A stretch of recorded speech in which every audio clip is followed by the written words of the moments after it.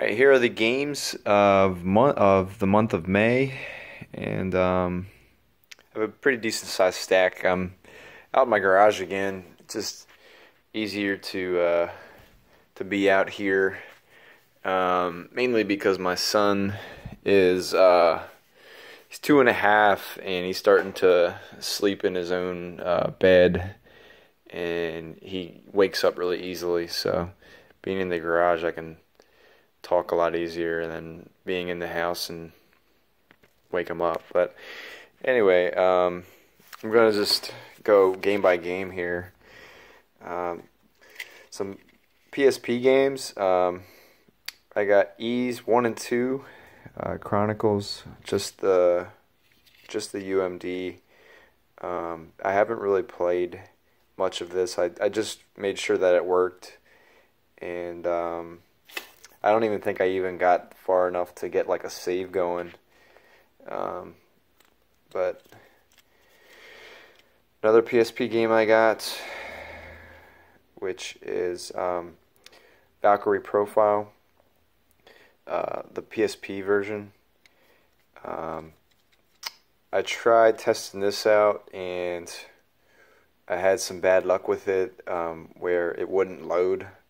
So I'm probably, it wasn't really that expensive on eBay, so I didn't really want to start a huge ordeal over it. So I'm probably going to just spend like 99 cents and get another case, and then replace the case and see if that works, because it worked for like 2 PSP games I have already that weren't working, and then I just replaced them and they ended up working.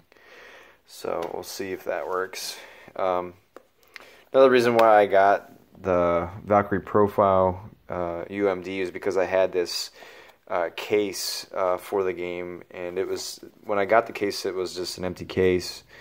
I think I have like maybe 2 or 3 other PSP RPGs that just were the cases, and not really sure. It was in a big lot I got like years ago, like a good 4 or 5 years ago, and so I just wanted to get the Valkyrie Profile game to have for the case. But I still I have the PS1 version of this, and I was debating about selling it just to have this one, but I really just kind of had a change of heart, because I really like my PS1 collection, and I would just really be kicking myself if I sold it, I think. So I'm probably just going to keep it and just have 2 versions of it. Seeing how this really wasn't that expensive, I think it was like $8 or something like that, just for the disc. This was a game for my birthday. The cartridge is right here. So I got Radiant Historia, the DS version. I was debating about getting the 3DS version, but I tried doing some research, and I really didn't notice a huge difference between the remastered version for 3DS and this version. And I noticed that this version really kind of took a tank as far as like the price, because I bought this brand new, and it was like around maybe $16-17. And reason why I picked it up is some people I watch on YouTube really talk highly about this and say that it was one of the best RPGs of the mid-2000s, around when the DS was really popular. Actually, I think this came near the tail end of the DS lifespan. So actually, it might have actually came out in like 2010, 2011-ish. But I probably already put in a few hours into this, and I liked it so far. It was kind of cool how like you'd make decisions and then like go back and forth with like the decisions that you make, and you know, like whatever decision you're gonna make is probably gonna screw something up, and it's kind of interesting concept. Nothing like tremendously groundbreaking, but I also liked it for the fact that it wasn't like so in depth. Like some RPGs I just don't really like too much, that take so much time to invest in to try to like understand what's going on. That this is a relatively linear RPG that's story driven, and I like it so far. I'm going on a few vacations in the summer, so I'll probably come back to it. since it's a handheld. Sticking with the 3DS trend, I picked this up. Sorry, I had to scratch my back. Triforce Heroes for the 3DS. This is a game that I've had on my Amazon wishlist for like a good year. I just went ahead and got it. I think what made me get it was I've been shopping a lot at GameStop just because I have the Elite Pro membership. So like this reduced pricing of pre-owned games really is making me a sucker. And I think I also got a $5 coupon, because sometimes they'll send me. It's like crazy. Like when you get signed up to this, they'll just keep sending you things to try to keep getting you to come in. Like every so often, I'll get like a buy two get one that they'll send to the app on my phone, and then like I got a $5 coupon that I got. A lot of it has to do with just like adding up like points and things, I believe. But this was $12, and then I used the $5 coupon to make it cheaper.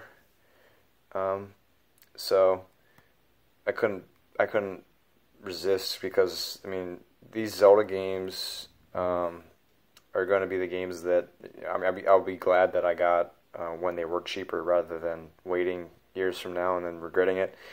But some people kind of talk very negatively about this, but I almost actually have sat down and beat this in just a few sittings, just because it's just a fun little game. I think people criticize it because it kind of influences you to play online, but I've been able to play it just single player, and it's got like its own unique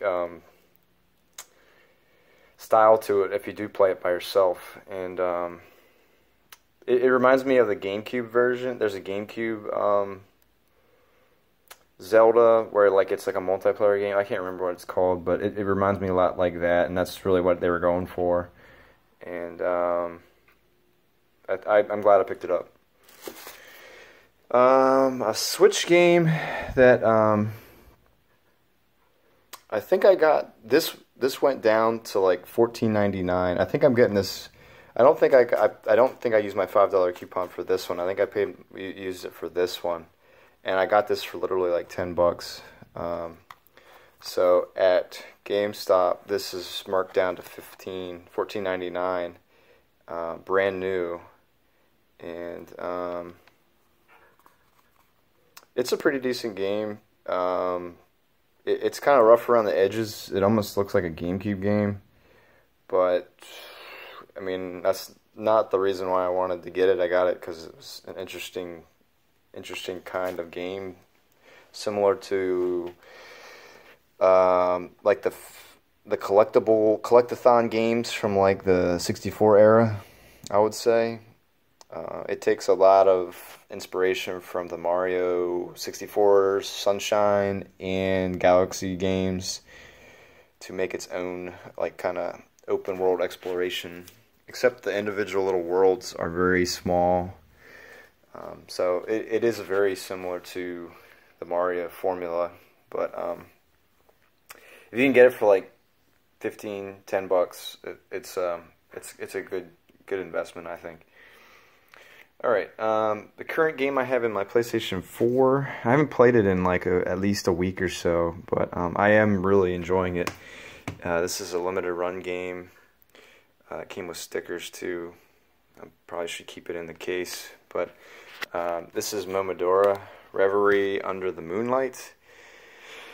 I think if you were to just like look at this game, you probably would pass it off as like just another Japanese game that nobody really cares about, but it is a Metroid style game where you explore, and you play this girl character that she's trying to like rid a kingdom of like some type of like bad evil stuff that exists within the kingdom, and everything is like corrupt, and it's got like a dark, moody style to it. It's almost kind of like reminds you of like almost like a Bloodborne, but a side scroller with a little bit of anime kind of mixed into it. But It's a really cool game.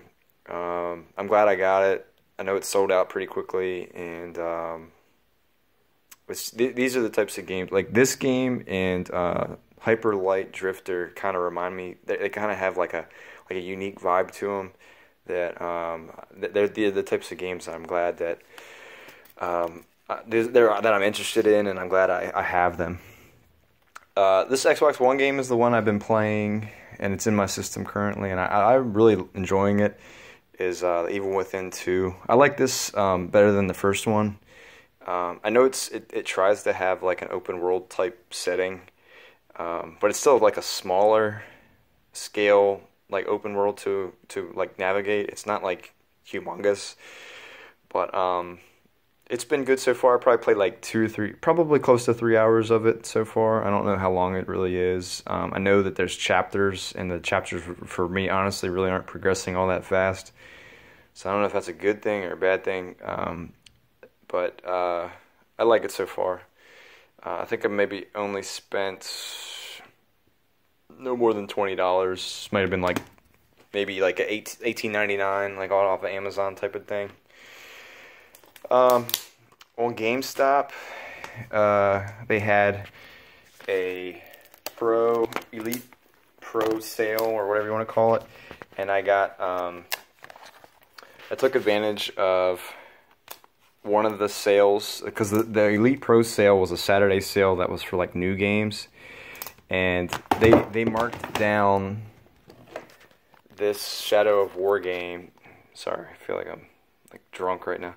Shadow of War down to $9.99, and when I went to the store, they only had like one copy in, and then like when the woman that rang this up saw that it was $9.99, she literally was like on the verge of like trying to swear that she didn't realize that it was that cheap. And then she was so upset that there weren't any more copies because like she wanted to take advantage of it too. But I just learned about it just because of the forums that I read. So for $10, I wanted to pick it up because, I mean, it might take a while for it to get down to that again, just like on a normal basis. But I also wanted to pick this up too, just because I never really gave this a chance, this game. And I just wanted to play them kind of in a more proper way. Play this one first and then go to this one. Plus, a few weeks back, I got into like a really big Lord of the Rings kick, and I watched all 3 of the original ones. So for like $20 to get these 2 games is pretty good. Although if you're aware, GameStop is having a deal right now where any game that is $9.99 pre-owned, you can get 4 games for $20. They got $9.99 or less, so you're literally getting like $40 worth of games for $20. So this Shadow of Mordor is $9.99. So that would if I would have waited, I probably could have got this for $5. And then it's even cheaper because Elite Pro brings it down another $1. So it'd actually be about $4 if you're looking to pick this up. But anyway, $20 for these, I can't complain. I know they're worth that. Another game that I picked up at GameStop, and it's still sealed. I didn't know that the sealed games existed at GameStop, but this game was on clearance. I think I took the clearance sticker off, but it's literally like $4 and some change. Like they are trying to clear out the stock of this because this was a GameStop exclusive. But it's just a little niche indie game that GameStop published, and it may become kind of a more harder game to find because it did not get published on a wide scale. But I just wanted to take a chance with it for less than $5. I know that some reviews I've read say that it can be kind of frustrating and very difficult. But even if I only play it like 1 or 2 times, it's worth it, I guess. Another game I got for my birthday was another Xbox One game. A lot of these are Xbox One games.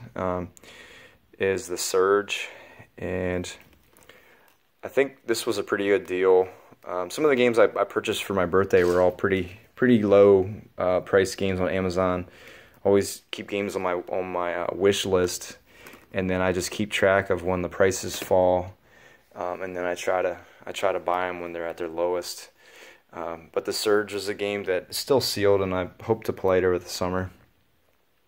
Another game that kind of really plunged in price, and I hopped on it when it was kind of at a lower number, which I think it was like $12 or $13, was this game called Styx: Shards of Darkness. This is a stealth game, and I just liked kind of like the gameplay of what I saw when I was watching games being released, and I've always been interested in this. Just wanted to wait till the price came down.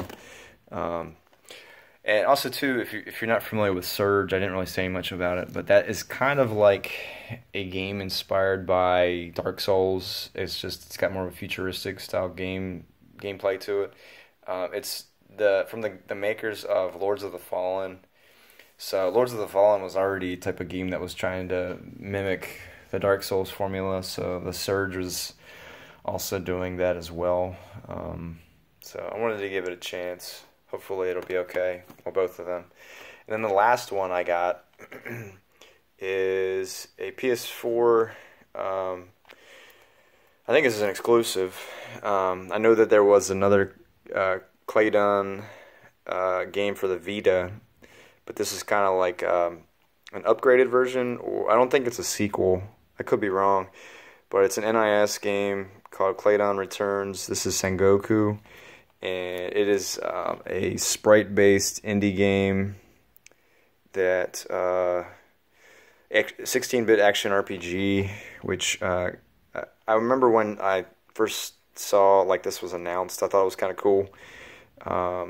But it was definitely somewhere around like maybe $15. So that's one I was actually thinking about playing here pretty soon. I get frustrated with like not beating games, but I end up accumulating games so quickly that it's like so difficult to actually sit down and put forth like 5, 6, 7, 8 hours into a game without really trying to influence myself to maybe try something else. But Momodora is cool, but I think I may end up moving on to this, and it'll be neat to maybe go back to it one day, which is not a bad thing. It's just sometimes you just got to move on to other games. But those are my games. Let me know what you think. Tell me what you're playing. I will see you later.